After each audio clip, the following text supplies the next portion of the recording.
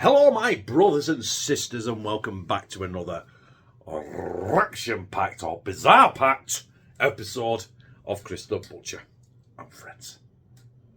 So when I say bizarre-packed, it is going to be bizarre. It is my third, I've got hiccups, and I've not had anything to drink or eat. I've got my third instalment of the bubblegum stuff. I wanted a big bottle of it and I could only find the cans, so I've got 4 cans of bubblegum pop there. And I did it with that full chicken. The first time I did it, that full chicken was magical. I did it with the chicken, sorry, we'll have to hold my breath in a minute. I did it with the chicken, I think with chicken drumsticks, and it was So I've got some pork steaks. I'm gonna cook them in some bubblegum pop.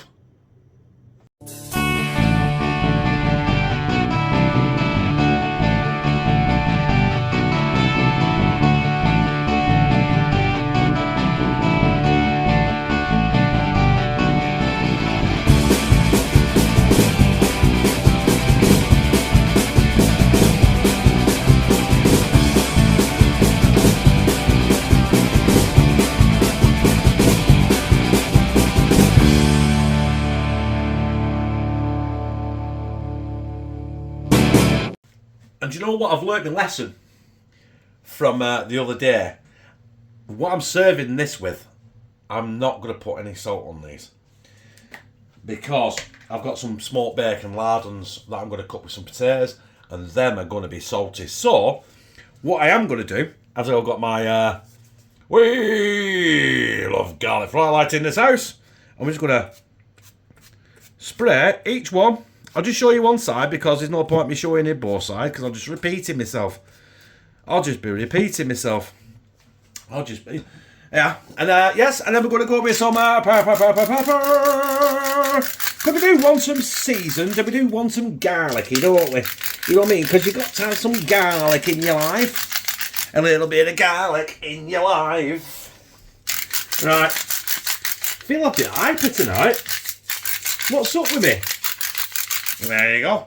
Right, that is one side. I'll flip them, do the other side, but the next time you see these pork steaks of delight, they'll be going in a hot pan and I'll be searing them off, getting ready for a bath of bubblegum pop. Right, I've decided I'm going to do this in 2 batches because my problem is I tend to get impatient and I overcrowd the pan. And instead of searing stuff off, I tend to boil it. So what I'm going to do, I've got 6 steaks. I'm going to sear 3 off at a time so it gets a nice good crust on it. By the way, olive oil in there and a little bit of garlic fry light as well. So with a garlic fry light on there. God, just put the side of the pan and think of you. Knob! Right, yeah, what I was saying. So we get a good sear on it. So we'll crack on with that and we'll come back when I've finished off searing them off and hopefully we'll be adding the bubblegum pop. Ooh, this could be absolutely delightful or absolutely dog shit. So that is the last 3. I said the last 3, it's the second 3, only 6. They are done. Let me get me tongues of destiny and I'll show you. I've turned the pan down as well to about medium because there you go, look at that. Get a bit of sear on that fat there. Not much, obviously, because I ain't got time. I'm impatient, you know what I mean? I can't wait for a pot noodle, me, at best of times. So, I did it with the other 3. We've got a bit of fat, a bit of sear on the fat. That pan is steaming hot, by the way. There you go. So what I'll do is I'll bring you back in a minute when all 6 are back in there and I start emptying some bubblegum pop in them. I turn it down even more now, so it's on number 3 out of number 6. Now I did want a big 2 litre bottle of this, but I couldn't. It didn't have any shop and I couldn't be bothered driving everywhere. But I have got 4 cans, which should be enough. We're baking a cake tonight. We're baking a cake tonight. Do you know what? I might only need 2 cans because I don't really want it to cover it because I'm going to put the lid on it and finish it off in the oven. So, ooh, that smells good. There's a can each for kids now. In fact, I'll put all that. Do I put all in? Yeah. Sod it. And there it is. That is a weird concoction. But like I said, I did it with a full chicken a few years ago and it was superb. I think I did it last year with some chicken drumsticks and it was just fucking weird. So, get that back up to a boil. I'm going to bang the lid on it and we're going to stick it in the oven, 180 degrees. I'd say for about 45 to 50 minutes. But while we're doing that then, I'm blanching potatoes there, which are going to go in a pan with some bacon lardons. I said lardons. Get your minds out of the gutter people. So yeah, we'll do that. So next time you see me, well you won't see me, you'll see the ob. I'll be doing I'm sorting out the potatoes and the lardons. I did say lardons, by the way. We're going to start with our bacon lardons because what I want to do is I've got that pan and I've got it on the hob and I'm really quite a low heat. So, because I don't want to sizzle the lardons. When I say lardons, it's more like smoked streaky bacon diced, but it's quite fatty. So what I want to do is I really want to render the fat. There's a lot of fat in there. I want to render that down so it gets like an oil base at the bottom of there, because I want to be able to cook the potatoes in there as well, and I want them to cook in the fat and they'll incorporate then the taste of the smoked bacon. Do you catch my drift? I've got some thingies over there as well. Corn on the cob, yes. If I see corn in my shit tomorrow, at least I've got an excuse for it. So yeah, what I'm going to do is I'm going to just render them down really slowly. The pork steaks and the bubblegum pop are still in the oven. They're going to be in there for at least another 40 minutes because I want them pork steaks to just fall apart. And then I'll use the bubblegum. I'll use the juices in there, and hopefully I'll make a gravy with it, so it'll be like you'll get the bubblegum stuff as well. That's why I've not added salt to anything, because of this. And that's it. Because you know what, I do tend to fuck up every now and then, and I end up putting a load of salt in everything, and you end up like Esther Ranson and drinking 17 gallons of water. But yeah, I'm going to persevere with this. I will bring you back when it starts rendering. At this temperature, it might be a week of Thursday, but I'll let you know. There is the bacon lardons. I've been cooking them now for about 25 minutes, 30 minutes, something like that. So what I'm going to do is I'm going to turn the hob up because I want to crisp them off. You can see the fat there. Let's come off. That is absolutely heart attack goodness. And that is what I want to coat the potatoes in. So I'm going to keep these stirring. I don't want them sticking, I don't want them burning, but I do want them to crisp up so they're nice and, nice to eat. But like a smoked bacon lardon burnt end without the honey and the sugar. Still a lot of fat, which is not good for you, but do you know what? You only live YOLO, you only live once. So I'm going to crisp them up for probably take about 4 or 5 minutes, and we're going to be adding our potatoes.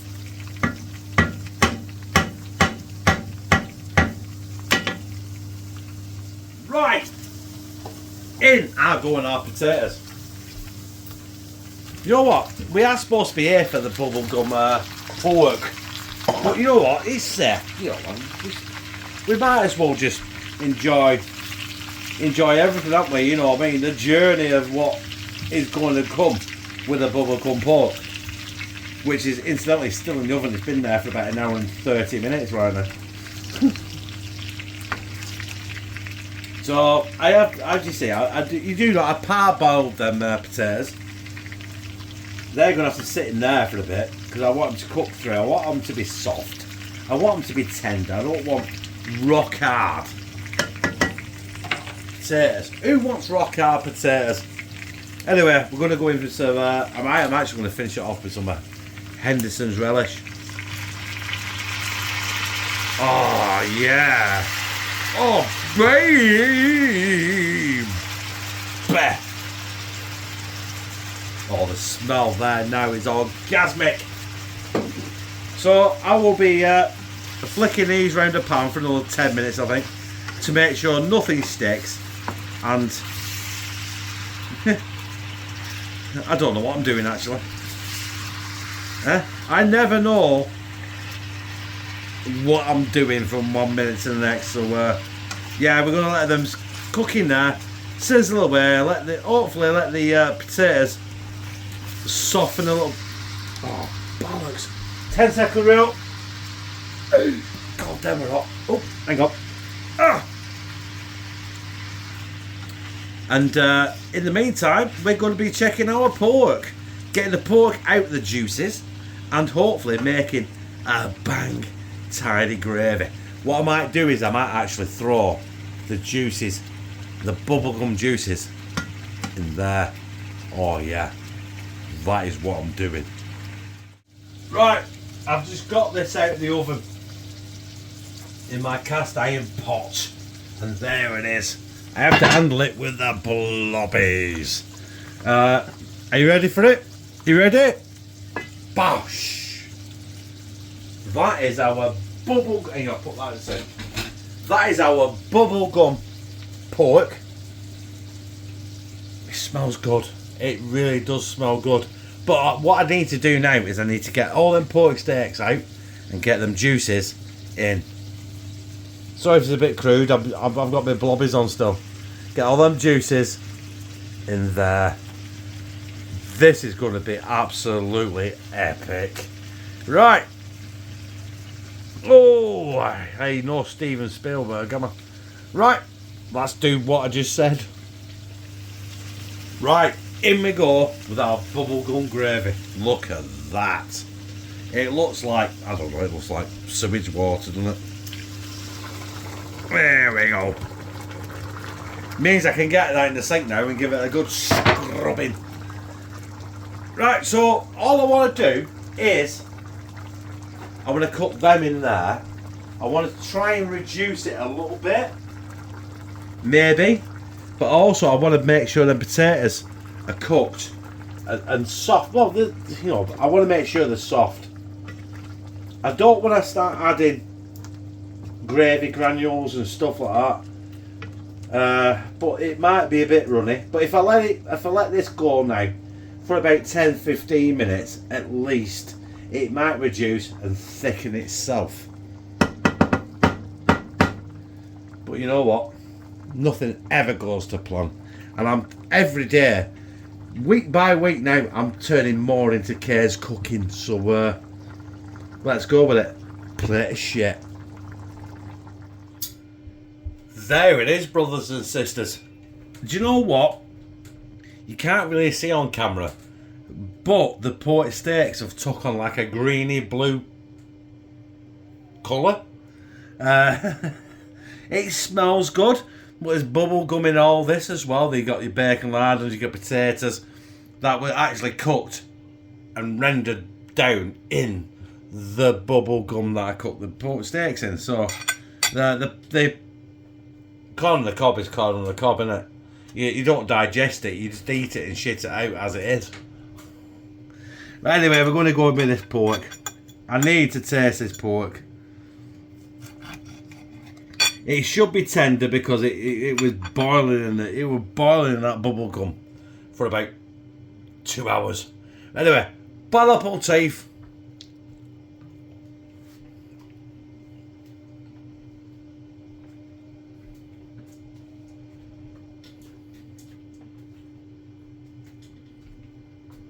Do you know what? It's not bad. The pork is tender.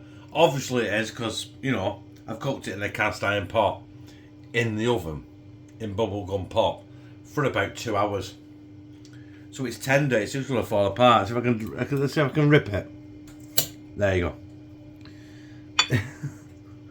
go. Don't need teeth to eat this. Beautiful. Potato. Potato. Fuck that, fuck. Ah!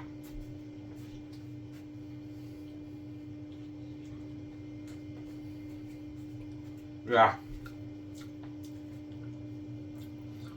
I had to swallow that quick because it was stripping me. It was stripping my mouth because it was that hot. So yeah, we got that. Then we got the bacon lardons. Don't need all that. Look at that. The best of everything, aren't you?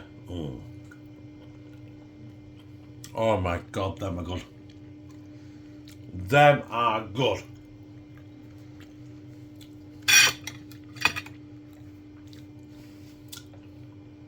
Sorry. You got some really loud eating noises there.